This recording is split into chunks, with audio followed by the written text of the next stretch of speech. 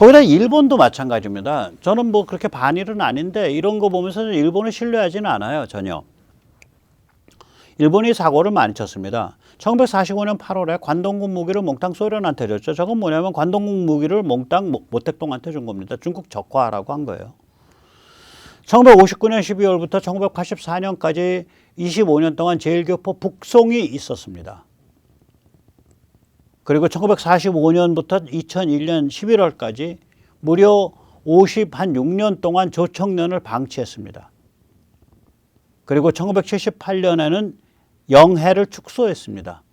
중국과 소련 배가 일본 열도를 뺑뺑 돌아서 갈 수 있도록 저 사진에 보시면 저 4개, 즉 홋카이도와 사할린 사이, 그 다음에 홋카이도와 혼슈 사이, 그 다음에 큐슈 아래, 그 가고시마 앞바다예요. 그 건너뛰면 바로 섬 되는데 작은 섬, 그 작은 섬과 가고시마 사이, 그 다음에 대한해협. 그러니까 동해를 다 중국과 러시아에 내준 건데, 소련에 내준 건데, 그 당시엔 78년이면 소련이죠. 우리랑 이런 방구 상의도 안 하고,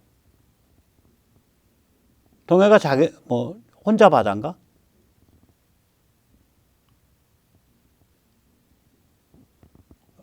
아주 이상한 짓을 해요.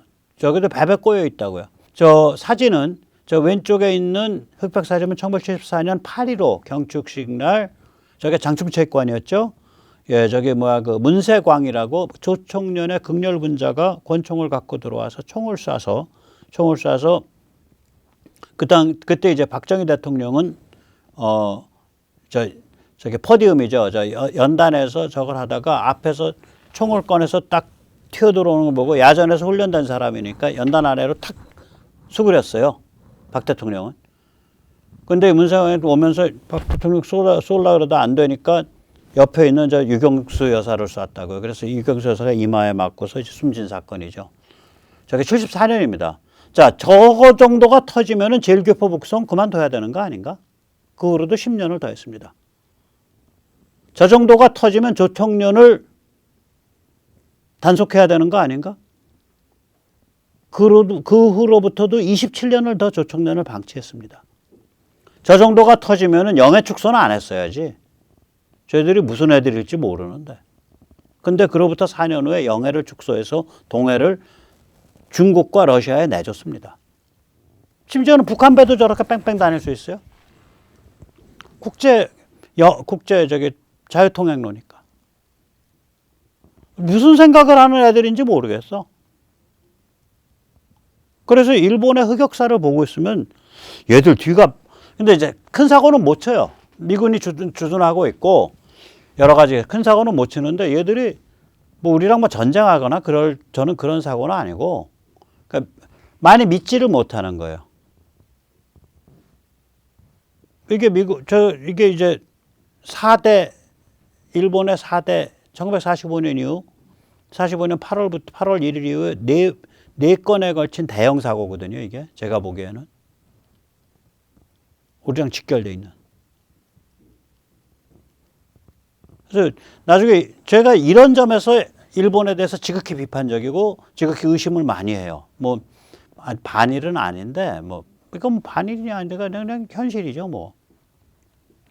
그래서 우리가 이제 이러기 때문에 우리 입장에서는 자주국방 안 하면 큰일 나겠다. 그래서 자주국방이 아주 우리의 그 어떤 그 강박증적인 그 니드로 이렇게 딱 박혀 있는 거예요. 그래서 여기까지 온 거예요, 우리가. 그런데 오다 보니까, 시간이 지나고 보니까 우리가 맞았어, 세상에. 놈들이 다 러시아 사랑, 중국 사랑에 빠져갖고 날뛰는데 우리는 물론 중국과 깊은 관계를 맺긴 했지만 여전히 이 기본 틀은 유지를 하려고 노력을 해왔고, 이제 물론 그 틀을 이제 김대중 때 좀 깨졌고, 많이 깨졌고, 노무현 때 깨졌고, 문재인 깨졌고, 이제 이재명이 난 찜쪄 먹으려고 했던 건데 그 틀이 대충 유지가 돼서 이어져 와서 윤석열 때 이제 많이 회복이 돼가고 있단 말이에요. 윤석열 대통령 때. 그게 뭔지 조지아 말로니 이탈리아 수상 이 사람 되고 나니까 박수 치면서 드디어 이제 무슨 이탈리아에서 조지아 멜로니랑 같이 4개의 이제 그 오른쪽 보수 성향이 했는데 그 중에 2개 집단의 두목들은 거의 러시아 간첩 같은 소리 많이 해요. 푸틴과. 푸틴 좋아 죽고. 그 조지아 멜로니가 그 네 개 보수 집단의 그거니까 조지아 멜로니 저거 이제 이탈리아가 이제 친러로 돌고 이제 나토가 붕괴하고 나토 이제 저거 뭐야 그 통일전선이 깨지고 이제 유럽이 다 깨지고 이제 겨울이 오고 웃기는 소리 하지 마세요. 지금 판이 그게 아닙니다. 조지아 멜로니가 뭐라 그러는지 한번 보세요. 나 진짜 근데 요새 유럽 여자 2명 좋아하는데요. 하나가 저 조지아 멜로니고 또 하나가 저기 독일에 평론하는 무슨 벌린이야. 제시카 벌린인가. 제시카 베를린. 그 두 여자는 아주 대단해. 예, 예. 한번 보세요. 저 아주 사랑에 빠져 있습니다. 두 개의 유럽이 있다는 거죠. 우리 유럽은 그리스 로마와 기독교의 뿌리를 두고 있고 마크롱이나 메르켈이 추구하는 유럽은 저건 글로벌리스트 테크노크라트들한테 주권을 넘겨주자는 거고.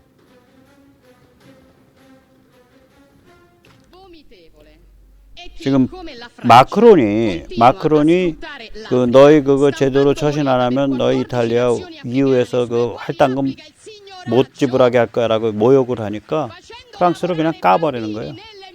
저게 수상일 때 깐 거예요. 너희 나이제르 하고 아프리카 착취하고 아프리카 10몇 개국에 그 화폐 조폐공사 돈 찍어주는 역할 하면서 그거 엄청나게 삥 뜯고 너 뭐 그러고 사는 것들이 뭐 우리한테 지금 뭐라고 하는 거야? 마크롱 씨, 우리를 가르치려고 하지 마세요. 우리 국제교범 지지하고 자유 지지하고 자유를 위해서 싸운다는 것이 무엇인지 증명하고 있는 우크라 사람들 지지하고 친러가 아닙니다. 여기서 이제 이 우크라 전쟁의 실제 제일 당사자는 제1위적 당사자는 시진핑이다라고 얘기해요.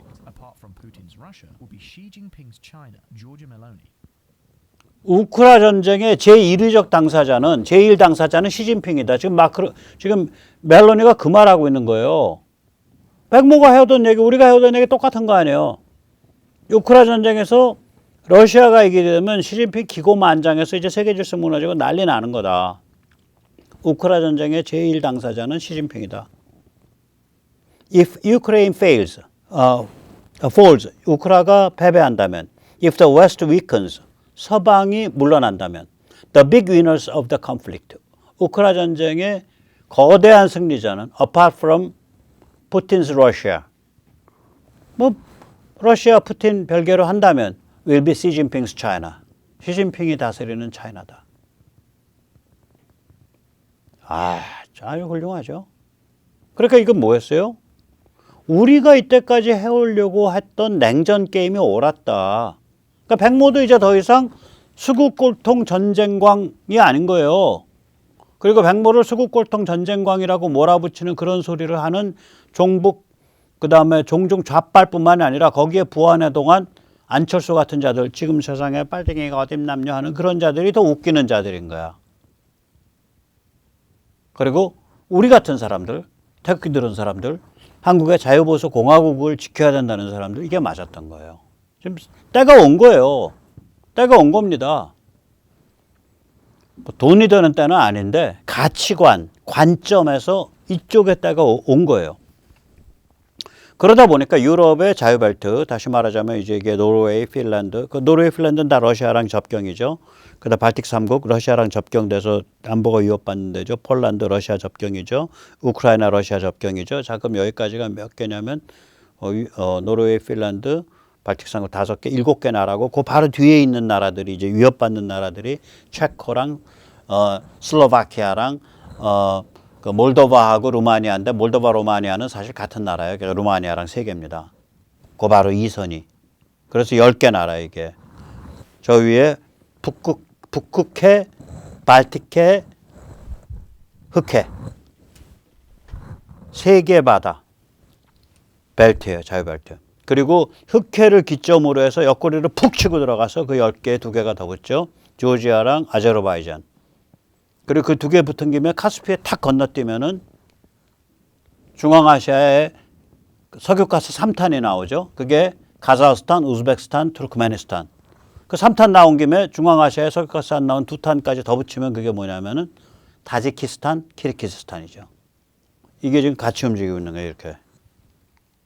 이쪽에 이제 그 흑해에서부터 저 툭튀어 들어가는 2 플러스 3 플러스 2까지. 그럼 7개가 같이 또 저기 움직인다고. 여기는 7 플러스 3, 불가리아까지 하면 7 플러스 4가 움직이고 있는 거고. 불가리아는 조금 뒤로 빠져요. 실제로 루마니아까지죠. 그러면 7 플러스 3이 움직이고 7 플러스 3이 움직이면 2 플러스 3 플러스 2가 움직여요. 저기 그 중앙아시아까지. 조지아에서부터 중앙아시아까지. 그럼 이게 몇 개 나라가 연결? 17개 나라가 연결될 거예요. 17개 나라. 그럼 이렇게 해서 움직이니까 지금 이란이 그래서 터지고 있는 거예요. 이란 터지고 시리아 터지게 돼 있는 거예요. 그 다음번에. 터질 수밖에 없어요. 변화 있을 수밖에 없어요. 러시아가 제공하던 러시아의 그 뭐라 그럴까 그 역할 혹은 그 자리가 없어지니까 러시아의 그 괴뢰국 같은 혹은 러시아가 뒷배를 봐주던 나라들의 체제가 흔들흔들할 수밖에 없는 거예요. 지금 굉장히 불안정한 거예요. 그렇게 가고 있습니다. 지금 상황이. 자, 그럼 우리 같이 이제 그럼 우리가 그 자리에 들어섰어. 오케이, 뭐 남모랑 같이 해서 포탄도 만들어, 뭐 공스버그랑 같이 해서 RW 그 물론 K2에 그 유럽에 깔리는 거 수출되는 것만 좀 적용되겠지만 RWCS도 해. 그 다음에 무슨 뭐 보니까 뭐 저기 한화는 뭐 테크놀로지 들고 나가가지고 폴란드에서 뭐 K9 만들고 뭐 터키에서 K9 만들고 인도에서 K9 만들고 에집트에서 K9 만들고 카이는 들고 나가가지고 에집트에서 비행기 공장 차린다 그러고 또 폴란드에 비행기 공장 차린다 그러고. 야, 그러면 이거 국산은 어디 간 거야? 우리 못 파냐? 기업은 살겠지, 돈 벌고. 퓨테그레이션은 그렇게 해야 됩니다. 오늘 그 얘기입니다. 여기 대한민국에서 다 하려고 그러면 안 돼요. 계속 나눠야 돼요, 빵을. 이거 꼭 기억해 주셔야 된다. 우리 이 퓨테그레이션의 본질은 서핑이에요. 아까 보셨잖아요. 우리가 너무 사이즈가 작아. 미국에 비하면. 우리 자주국방은 목표가 2개입니다. 하나는 뭐냐? 천안함, 연평도 같은 거 반복 안 돼야겠다 이거요. 우리가 국지적 보복 응징할 때 미국이 우리 못 말린다. 그게 우리 자주국방이다. 2번째는 뭐냐? 우리 자주국방의 목표. 2번째. 한반도에서 전쟁이 일어났을 때 평화의 조건과 시기는 우리가 결정한다 이거요. 1953년 같이 강제 휴전 안 당한다 이거요. 그 2개가 자주국방의 목표고요. 전작권은 중국이 정상화될 때까지 미국에 있는 게 나아요. 전작권이 목표가 아니에요. 전작권 해소가. 그래서 이 퓨테그레이션의 본질은 이게 서핑이고요. 이 서핑이라는 건 계속 기술과 제품과 현지 국가와 파트너와 이걸 계속 확대해 나가는 거예요. 그걸 확대해 나가면서 우리는 계속 첨단으로 통합으로 이걸 향해서 변신해 가는 거죠. 퓨테그레이션의 본질은 노마드입니다. 서핑이고 타고 나가는 거예요. 이거는. 그런데 그럼 우리는 한국에 거주하는 우리는 그 한화가 돈 버는 거 알겠어. 오케이. 뭐 카이도 돈 벌겠지. 알겠어. 현대로템 돈 벌겠지. 근데 우리는 뭐로? 뭐 박수 칠 일이 뭐 있냐? 그냥 국적 없는 다국적 기업 되는 거 아니야? 안 그렇습니다. 우리가 빵이 많아요. 이유가 이겁니다. 삼성에 말하지 않는 비밀이 있습니다. 삼성에 말하지 않는, 즉 삼성급의 글로벌 컴퍼니들이 말하지 않는 하이텍 빅 컴퍼니의 비밀이 있어요. 삼성이 애국심만 가지고 한국에 있는 거 아니에요. 저는 그렇게 생각해요. 물론 이재용 회장의 애국심 제가 의심하지 않지만 애국심만 가지고 삼성이 한국에 다리를 들고 있는 건 아니다. 이 서핑을 해서 저렇게 쫙 퍼져나가면 글로벌하게 네트워크로 그러면 한국의 기반이 약한 다국적 기업 되는 거 아니야? 그 뭐 한화도 그렇고 현대로템도 그렇고 뭐 한국계라고는 할 수 있겠지만 뭐 우리한테 떨어지는 떡고물은 별로 없겠네. 이 생각 의심을 할 만해요. 이게 일본 기업들, 일본 경제에 일어난 현상입니다. 그런데 대한민국은 좀 달라요. 하이텍 빅 컴퍼니가 한국을 근거지로 삼을 수밖에 없는 까닭이 있습니다. 우선 첫째가 한국이 문화적 완결성이 있어요. 언어, 문자, 음식, 주거, 풍속. 그리고 저 문화가 굉장히 특이하고 굉장히 우수해요. 그래서 코어가 딱 집결돼 가지고 저게 안 움직인다고. 일본은 저 문화가 우수하지 않아요. 일본의 언어와 문자는 예를 들어서 정보시대 때 안 맞아. 입력하기 굉장히 곤란하고. 일본 사람들도 훈독 잘 못하잖아요. 훈독. 그러니까 같은 한자 써놓고 이상하게 읽잖아. 뭐 한 10가지 종류로 다르게 읽고. 그 다음에 제조업 생산성이 지속적으로 증가하고 있어요, 한국은. 그 다음에 정보소통의 생산성이 전 세계에서 거의 최상등급일 거예요. 초격차로 벌려가고 있다고요. 예를 들어서 연세가 한 80, 뭐 90 이렇게 되신 분들이 여기다 뭔가를 치면 이게 저쪽 서버로 가서 그게 다른 조직, 다른 기관의 서버랑 연동되고 그 뒤에 또 다른 조직의 서버랑 연동되고 그래서 저한테 이렇게 돌아오고. 이게 이제 정보소통 생산성의 초격차죠. 굉장히 우리가 이게 높아요. 이 네트워킹과 생산성이. 그래서 제가 주사파이거나 하고 주사파 했던 사람들, 베베 꼬여 있는 사람들한테 좀 권합니다. 주사파 버리고 기사파 해라. 이제 기업 기자. 이 현상은 어디서 제가 이런 느낌을 받았냐면 유튜버 중에 이제 문파 성향 유튜버들이 있는데 이 사람들이 기를 쓰고 나와서 미국 IRA 법안 비판하고 삼성전자 키워야 된다 그러고 뭐 현대 키워야 된다 그러고 보고서 웃겨. 웃겨요. 이자들의 선배들 30년 전 20년 전 선배들은 삼성을 반민족 반민중 매판 자본이라고 비판을 했고요. 지금도 저기서 가면 뭐예요? 제가 몇 년 전, 지금도 모르는데 몇 년 전에, 3, 4년 전에 본 민노총 깃발은 뭐예요? 재벌곡간 700조 털어가지고 다 같이 행복하게 살자. 이런 취지로 재벌곡간 700조. 그게 뭐 한 30년 전에 삼성이나 이런 데 보고서 반민족, 반민주, 그러니까 매판이란 거 국가를 매국이라는 소리거든요. 매국, 중국 공산당 용어예요. 마이판. 매국이라는 소리예요.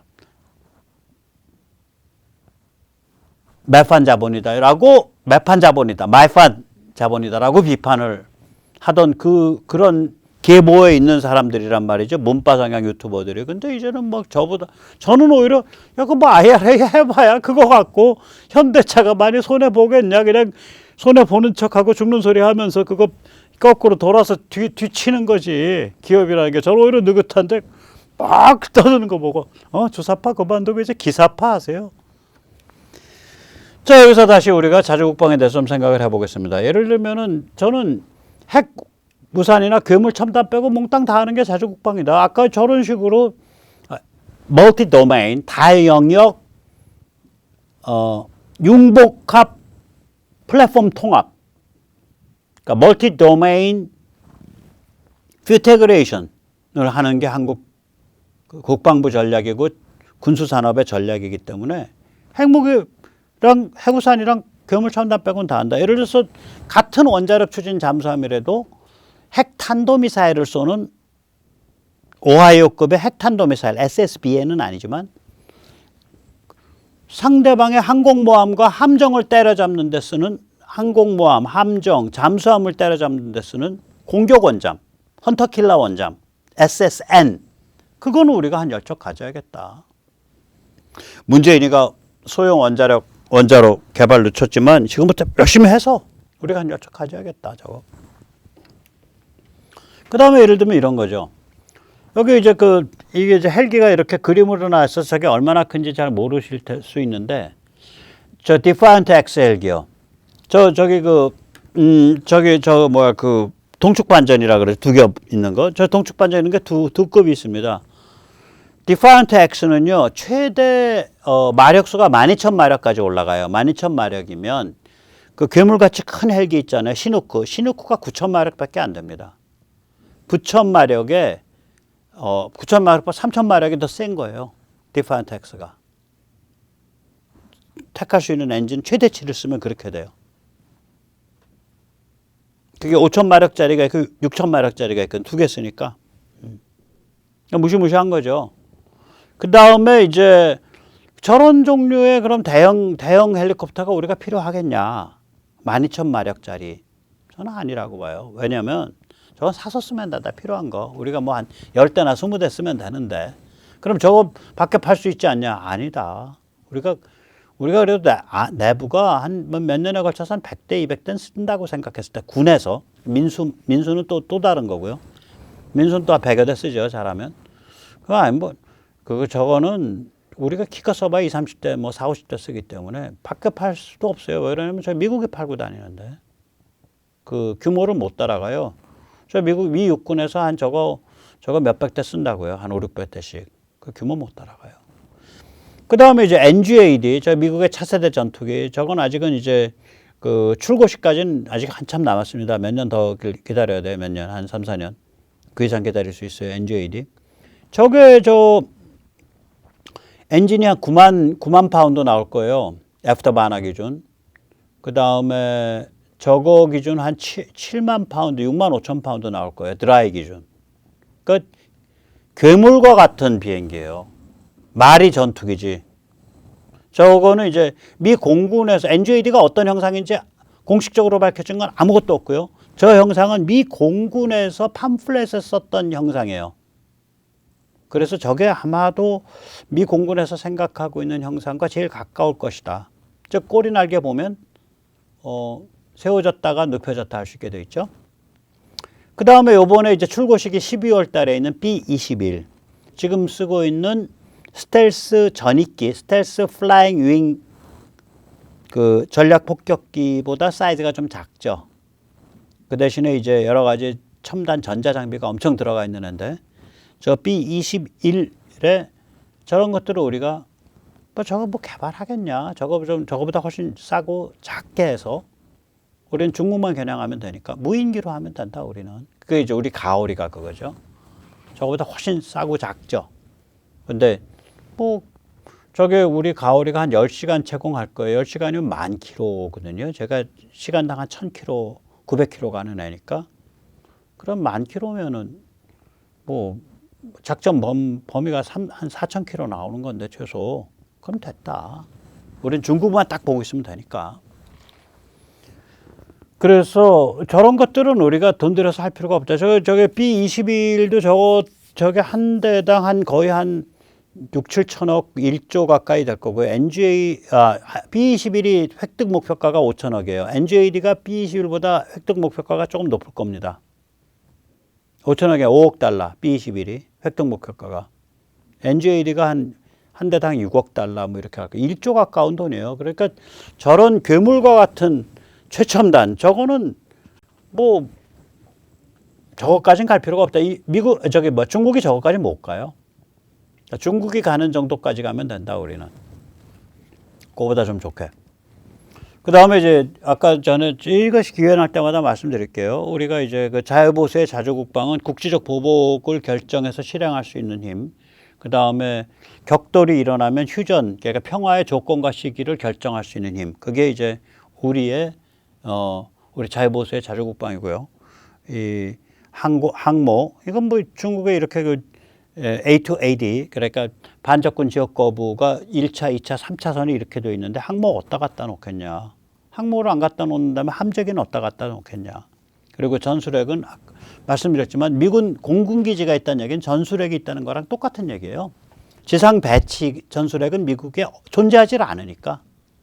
그럼 전술핵은 비행기에서 떨어뜨리는 폭탄밖에 없거든요. 전술핵 폭탄밖에. 그럼 미 공군기지가 있다는 얘기는 한국에 2개 있고 대형 공군기지만 겹방사리하는 공군기지 빼고 본격적인 일본에 3개가 있는데 그리고 괌에 있는데 저는 전술핵 있다고 봐야 된다. 그리고 뭐 자체 핵무장은 더 말이 안 되는 소리고 그래서 핵핵은 저건 간첩이 하는 소리고 간첩에 의해서 농락당하고 있는 바보가 하는 소리다. 우리 시청자님들은 절대로 속지 마셔라. 그런 얘기를 하고 싶습니다. 예, 그럼 오늘 여기까지 모시겠습니다. 감사합니다.